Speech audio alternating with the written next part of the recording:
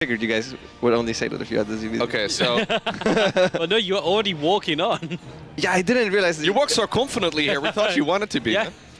No, I saw it was a break. I don't hear the countdown you guys have in the headphone. Yeah. So I'm like, hey, what game do you guys have? That's what I wanted to ask. Oh, okay. Because we don't have a person running around anymore telling us. Oh, okay. I thought someone asked you if you could come up here. No, there's no person that is asking us. So that's why it's more difficult to get programmers on. All right, well, we're happy to have you here. There's another game going on at the same time as well, but... We'll get to it. We'll get to it, yeah. Whatever it is. So PattyMac. What can you tell us about PattyMac, Lambo? So PattyMac has a PattyMac build. Sasha told me about it. I had to play against PattyMac in the group stage 1 of DreamHack Atlanta, so I actually prepared for him. He always makes a bunch of adapts, then moves across the map with 3 gates, no glaives. Then he gets glaives after, and then he has like 10 different follow-ups after. So, but always the same thing. And Scarlett actually lost against him in the most recent DreamHack NA, I believe, where he also just did that build with different follow-ups. So it starts with a couple adepts and then delayed glaives? Yes, it starts with 3 gate adapts. He just shades 5 adapts across, I think. Maybe it's 6. I think it's 5 or 6 adapts. So you start making units? So you make a bunch of Zerglings. He shades in, loses 2 adapts, recalls, and then he makes a and then he has different follow-ups. But usually it's glaives into Mass Phoenix. Sometimes Phoenix EG. Okay. It's like a similar build to what Rati does, basically, but a little bit better. I've seen the adepts into the glaives a lot lately. Well, probably because Yeah, you're yeah. watching Max Specs a lot, right? MaxPax has been doing some funky builds as well. MaxPax just rolls the dice. It's like, huh, adepts and glaives at this time of the game. Okay. Like, he plays glaives every... Dude, Max Specs, last time I played against him, he vetoed Data C. I couldn't believe what I was seeing. I actually couldn't believe it. I'm gonna stop vetoing Stargazers against him as well. I'll start vetoing just the short maps. Smart. Yeah? Then he I mean, cranks if you're up- opening Twilight every game, yeah. Then he cranks on the Sky Toss again. On Stargazers, yeah, we'll see. Okay, so it's 2 adepts for now? It's a Adapts, yeah, and a Stalker. The Stalker is obviously there to delay the Overlord Scout, to not make it as easy to see the follow-up. The thing is, the Stalker needs to stay inside the wall. So the counter to his build is you have a second Overlord on the other side and you go in when there's just a Stalker there, and then you always see the follow-up tech. Now, Sasha knows this, so I'm very surprised that she doesn't have a second Overlord on the map. Elaser, for example, didn't know this, and he lost because of it. He Queen walked because he thought it was the same build again, but it was because the first game he did the glaives into Phoenix, and then he Queen walked a build that was glaives into Blink Stalkers. Okay. So he had 9 Queens on the other side of the map against Blink Stalkers, which didn't work. So PattyMac right now in the group is standing really in That's a really actually nice really spot. sick. I think a lot of people look at this group and think, okay, PattyMac, you know, maybe we've heard his name once or twice, but he's probably going to be the underdog here. Yeah, and he already beat Trigger and 1-1 against Elaser. So Sick. Yeah, he had a 6-star. That's why I was just looking up. He had a 6-star to this group so far. That's awesome. Lots of 1-1s, by the way. Zane went 1-1 with Trigger as well. yeah, it's a very bad start for Trigger. Yeah. We were That's hyping rough. Trigger up as well. Yeah, we've been hyping him up You- for a couple days now. Have you cursed him? Sorry, guys. You know what it is? You So here's said the random shade that you were talking about, and Yes. Glaives just started. Yeah. you said Trigger and Todd said PattyMac. Yeah. Todd's just actually 200 IQ Yeah. when it comes to StarCraft. So yeah, he very often lets us finish, surely not on top of 24 Zerglings, but what you can do is you can just hide the Zerglings. He will let it finish just to check, and then he will just instantly recall when he sees the Zerglings. He doesn't really mind. So it's tricky because as Zerk, you don't know when to go back to droning, I guess, right? Like, what exactly do you do when you see this many? Oh, there's 2? Well, it's actually quite easy against him because it's the same every time. So you know, Yeah, but you if- make if you 20 know, links it's at good, first. yeah. So yeah, lost a couple of adapts there, so that was not great for him. The follow-up is Glaives, and what I told Sasha is against all of his follow-ups, Banelings is better than Roaches. I don't think anyone else figured this out, but Sasha, since she's my teammate, I also tell her this kind of stuff. Because he can't have that many adapts, and he can't reinforce. So if he sees Banelings, he can't go for a adapt all-in because he doesn't have a robo. So There's the You double d- Stargate as well you were talking about. yeah. And against that, obviously, Link Bane is also good. You can go straight into Hydras. You don't waste money on Roaches. Roach is terrible against Phoenix. So I really like the response here from Scarlett. And the Dark Shrine, too. Yeah, I told you, it's what Roti does, but better. Yeah, I was going to say, you literally Yeah. predicted the whole game so far. Yeah, because I prepared for him. I prepare very thoroughly. It doesn't matter if I think I'm the favorite. I always try my best against every opponent. That's awesome. So you can't shade here. No. not into the Banelings. It'd be fun to see for a little bit. It'd be Yeah, fun. for like 5 I would seconds. enjoy that. You would enjoy that? I would enjoy watching those Adept shade onto Banelings, yes. Oh no, I don't like that move from Sasha. Now you can finish the shade, no? Yeah, now you should have just run away from the Banelings. I think It so. worked out alright, but... Was it enough circlings? I'm not sure if the shade was long enough to get towards the ramp. If it was on the ramp, for sure it would have been a good shade. At the same time, he split off 2 Adepts towards the 3rd base. Does some damage there, 3 workers. He's finishing that shade. Not a good shade, I would say. Yeah, I think those are all gonna die, and it's gonna deny a little bit of mining time, but it's... Yeah, I wouldn't say that this is worth it. The nice thing is this delays the scout of Scarlett, so Scarlett doesn't know immediately that it's Phoenix. Do you throw down a Hydra then, not until you scout the Phoenix? Well, the thing is his other follow-up is Blink Stalker, so you can still go Lingmin Hydra. Yeah. But Sasha told me that on the ladder he did a Disruptor follow-up once, so she probably is paranoid of this one thing that he one time did. But even against that, I don't think he said that. Okay, so straight into Infestation Pit here. It's kind of fun how different PvZ can be now, right? Like, Yeah. Yeah. this matchup really went from being like very stale to very like... You didn't like seeing Void Rise every game? No. You know, when I said that the Queen Walks would fix this, and no one believed me. It was so frustrating when the patch was announced, but it was not in the game already, and everybody told me, man, this is terrible. Now they're just not gonna make more air units. I'm like, bro, you don't understand the game. Please don't talk to me. I actually remember this as well. They're like, "No, Sky Toss is just gonna be even more insane." DD put some work in. Turns out Transfusion is a good spell, guys. Yeah, the Phoenix as well. Just obviously want to try and get some damage done with them, but all the queens are in the main, so they should do absolutely 0 here. It's a very brave lift. It's an instant cancel, which is obviously the right idea. As the DT gets by, he's going to start grabbing a few drones. She's gonna go into Lurkers, I suppose. Yep. Which is good. Phoenix into Blink is a very odd follow-up, to be honest. But because, I mean, Blink Stalkers are really good at defending stuff, but not so good at attacking. And Phoenix already, you basically have a late game secured if you manage to get away with 2 staggered Phoenix. So now PattyMac is stacking down towards units that are slightly worse than he could be going for, right? He could just go straight into carriers. Well, into Storm first, and then carriers is usually what you do after Phoenix, or at the very least Archons and Charge Lots. Instead, I suppose he's going to try to go for a timing. I actually watched him play against Elaser. He did this exact same follow-up, and he tried to go for a timing. Elaser just went to late game and won the game because he had Brood Lords. And yeah, Sasha's not going to do the same. She instead is going for Hydra Bane, probably into Lurkers, but even if he just makes a couple of Vipers, her army is going to be super good against what PattyMac has. Yeah, it feels like PattyMac is really unable to do much right now, and then he just doesn't feel like he's really going to have much soon either, right? Like, he's starting to make disruptors, but yeah, it feels like it's going to be tough to get across the map and really do anything at all with them. Okay. Grabbing one of the queens. Never mind. Never call a queen dead until it dies. Yeah, I mean, Stalker? Never pull a stalker down. I didn't say it was dead, I was just getting excited about it. Now, I think the best thing PattyMac can do is go in for a late game, but it's pretty difficult because you need high Templars as well in case of Vipers. So yeah, he's trying to do that, which I really like. He still needs a Templar Archive, though. Yeah. Well, here comes the Stalkers and the Archons. Just gonna knock down a hatchery, come a few Banes, they don't have speed yet. The Lings will flank around. Disruptor shot goes towards the Hydras. Obviously the split there is decent, and now we're gonna see the Phoenix able to support a little bit. Do we have the damage output against those Hydras? We kind of don't, right? The Hydras gonna get so much done, and now will the Phoenix die as well, so... Yeah, the hatchery actually lives as well. Yeah, that was actually a very good hold for Scarlett in the end. Does PattyMac just die if Scarlett just attacks now? Because all of her upgrades are finishing, and she's maxed. Yeah, there is a good chance of that happening. This Disruptor's just going to be lifted to be saved, but then the Hydras don't care about the lift, so that Disruptor shot off creep, hits a little bit, so does okay there, and maybe Scarlett just went a little bit too soon. Yeah, that was a good fight for PattyMac.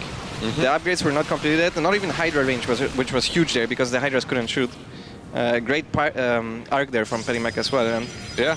To be honest, I'm very surprised that Scarlett is not adding Vipers. To be honest, if she was more Ling Bane heavy, not as Hydra heavy, I don't think you need Vipers against this army.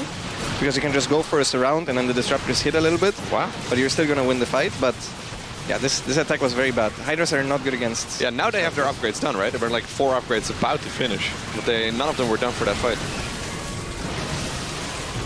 Yeah, that's pretty rough. Just gonna see these Banes continuing through, looking for these Stalkers. Hydras will keep on putting some damage out, but there's a lot of Stalkers. Zealots are gonna slow up shots slowly from the side, and more disruptor shots as well.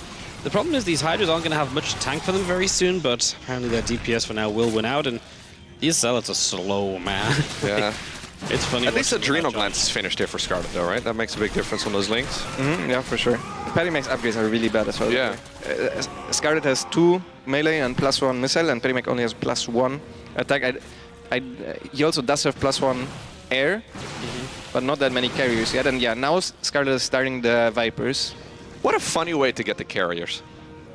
Yeah. Like this game, we went every direction. Eventually, we do end up at carriers, but yeah, funny way of opening up and then eventually still getting here at the 12-minute mark. I would really like for PattyMac to still be producing disruptors. I think the Robo should just be constantly pumping out disruptors, and then use the High Templars mostly for feedbacks, and the AoE that he needs is the disruptors. I think. I also don't think he should be on the map anymore. I think he should chill for a little bit. Here come my units pushing up. Just gonna get rid of some of these Banelins, and a good push in from PattyMac. Get some of these units, as he's got the DT as well. Scott's also going to attack. She's got to creep all the way up to that wall of that base, so can obviously get there very easily. And I really like the fact that he walled there, even against Hydras, because you need to commit time from the Hydras somewhere away. The gateways are relatively cheap. Very often you lose a timing somewhere else, or you take a worse fight because you have less Hydras. And gateway is just 150 minerals. And it helps so much against the Link Bane run bys. Like, if there was no wall there, there will be Banelings instead, it will be much more efficient. Rainer already left. Is ZVZ already over? Do we have a second game production? I will. I highly doubt that he finished it already. In the 13 minutes against the laser? It's a ZVZ, yeah. Yeah, it's possible. I mean, ZVZ can definitely be like, no? It doesn't show it yet on Liquipedia, but here we go, by the way. Big engagement here. One of the disruptors getting abducted. A couple of the carriers by themselves. Hello? Yeah, just going to be seeing these Hydras getting to pick off a lot of the interceptors as well as the Lings just continue forward. And these Zealots just aren't standing a chance against the Lings, apparently. So these Lings are shredding. The power of +2 melee and, of course, the Adrenal Glands. And they've just done enough to keep everything busy for the Hydras to get there, but again, now the Hydras don't have anything to tank for them. The carriers are out of interceptors. It's just maybe a little bit too much. It's a very scary fight, right? Because if you get a big warping of Zealots, these Hydras can die very quickly. So Scott's got to be a little cautious, but she does have a lot of reinforcements coming in. Yeah. It looks like she's going to be okay at the end of the day. Yeah, that fight was brilliant. That's why I said the PattyMac should not be on the map right now. His army is not as good as it's going to be like in 1 minute from now, so he should use a static defense and a good defensive positioning to try and take a fight that way. But Scarlett, like, her army is not going to get better than this. She has Hydra, Bane, Viper. And yeah, PattyMac was not quite ready, but that was really close. Like, this doesn't look close anymore, but it was really, really close. Like, Storm was about to finish, it's finished now. If that's finished against a Hydra Bane army, while you also have carriers out, we're looking at a completely different game. So yeah, this game was actually pretty close. Yeah, cool first game. Scarlett's going to get the W. And it's going to go up 1-0 here against PattyMac. Getting that revenge from DreamHack NA. Important. For now. For now. Yeah, Scarlett also went 1-1 against Rainer, right? So that's and 1-1 against Byan. So that's against the 2 hardest opponents. She already went 1-1. Okay. So she also has a pretty good start, I would say. Yeah, absolutely. It means that this group's really wide open. PattyMac actually having a pretty great performance now, right? Like, I feel like a lot of people would immediately predict a 2-0 here, but yeah, showing. It's like start. PattyMac could definitely take a game, right? Yeah, for sure. What we can see, and if he could do that, that can be really disruptive to the. It's really tricksy too, right? Like you told her apparently exactly what he was gonna play, and that helps a lot. But if you go into this blindly and you assume it's gonna be a normal macro game, you might just overcommit to like droning after the first couple of depths, or you just don't know exactly what's happening next, right? Yeah, I mean, she knows because she's on an A, so she first told me what he plays, and then I just told her to go Banelings instead of Roaches. Okay, fair enough.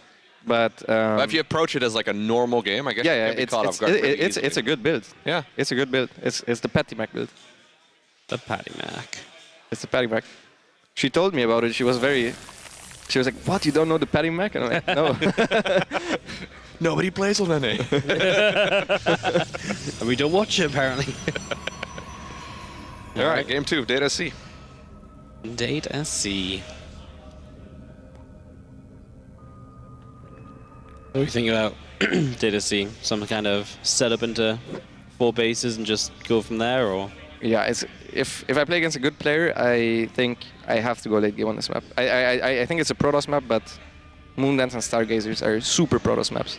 Yeah. So you have to be to those. That's why that's basically why we see the Data C every time in a PvZ here, because it's always going to be the Protoss pick. Yeah. PattyMac actually vetoed Stargazers against Elaser, and we were laughing at him for it. And he was like, "What?" Elaser just showed me, and we just started both laughing. It's like, what? Elaser also took like 2 minutes then to veto because he didn't think that far. He was like, "Okay, what do I veto now?" Yeah. Data C.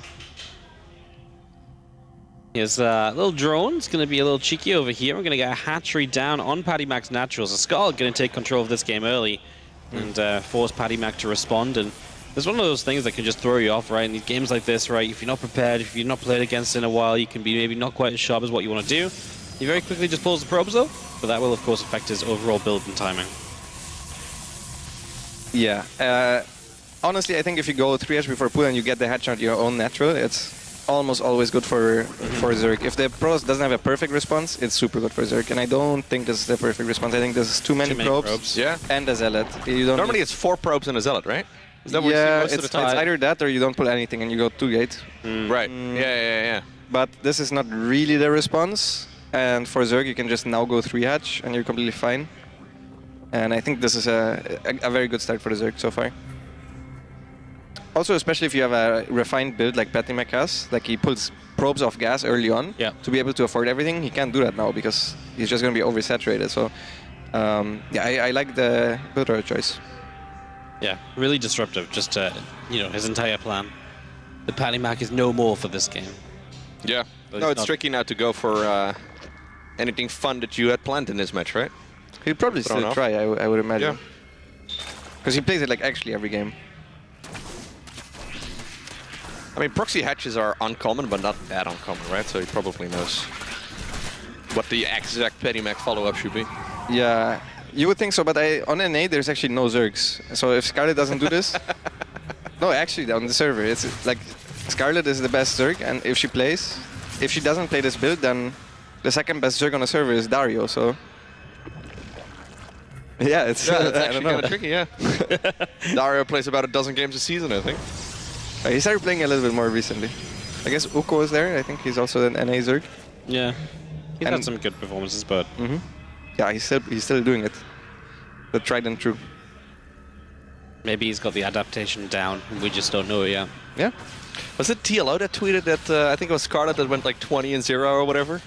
Then he decided to queue game on the ladder, and he ended up winning. Keep his players in check. Yeah, keep his players in check if they get too comfortable. Yeah, he tweeted also when he beat me on the ladder with a link flood. on Pride, the gold-based map. I'm like, okay, boss. Fair enough. Funny, yeah. Play with the helmet the next time. Just play as safe as possible. So there's the very late Twilight Council again. Just finished. Yeah, just going to get that done, and obviously Glaive should start as the first attempts. We'll head onto the map. The PattyMac strikes again. World famous build order now. The world famous. Yep. So yeah, this time once again it's the third Nexus. He has a follow-up where it's like a 2-base Phoenix Glaive Fallen as well. But this is the one he usually does. Oh, that's a good shade, I think. Yeah, it's enough lings you can deal with. Some extra one's going to show up, but he's out of there, gets a few lings for one adept. I'm surprised Scarlett took that fight, actually. Yeah, she could have backed away and immediately, right? There's the recall. So he's got a follow-up where he goes double Stargate Phoenix. You were saying Dark Templar as well, or is that only in combination with the Phoenixes?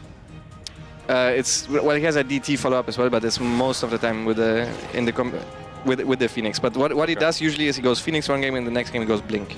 So I'm expecting this will be Blink. Although I have to say I think his Blink follow-up is really like I think the Phoenix is way better. I think the Phoenix build is actually good. Okay. The Blink one maybe not so much. But it worked against Elazer because he does the Phoenix thing first. Elazer blindly queen walks, although I think Elazer is the only player that blindly queen walks people. And then off creep as well. And then that's why it worked. There's a Robo follow-up this time, so maybe this is the famous Disruptor follow that I've never seen before.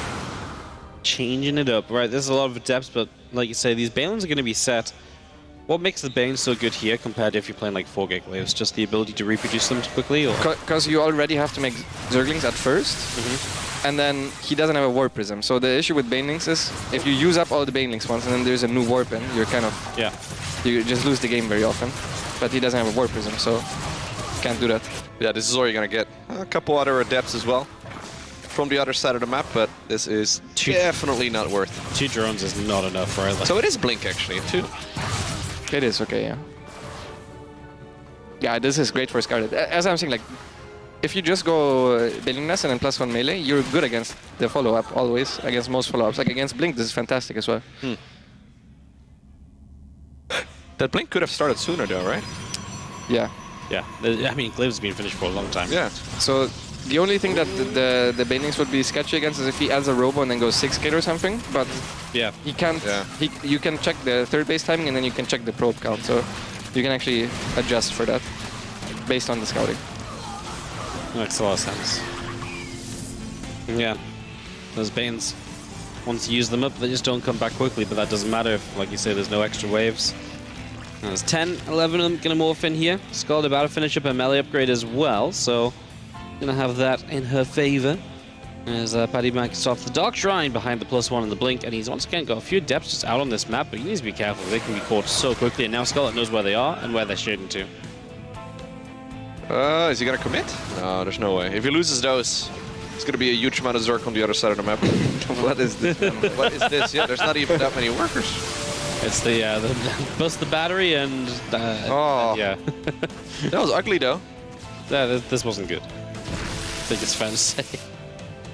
This was not the best like 15 Banelings just walking up there, crossing your fingers, hoping the opponent doesn't watch. Okay. I do this against Terran and it works every time. Terrans don't look at the minimap? Banelings. No, they don't. The thing is, they're usually the ones harassing, so they don't. Yeah. But then the amount of games where I kill the entire third base winner line for free against Clement and still lose is every game it happens. And so that doesn't even matter.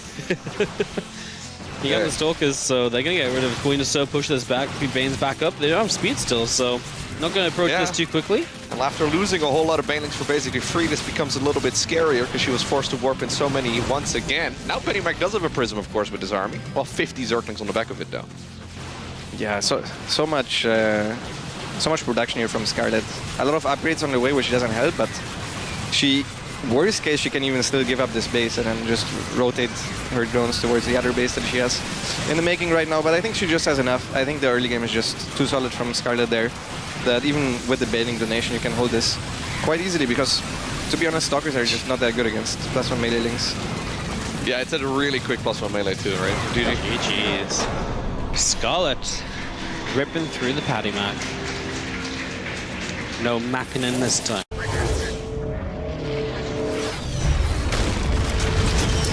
I am the swarm. Armies will be shattered. Worlds will burn.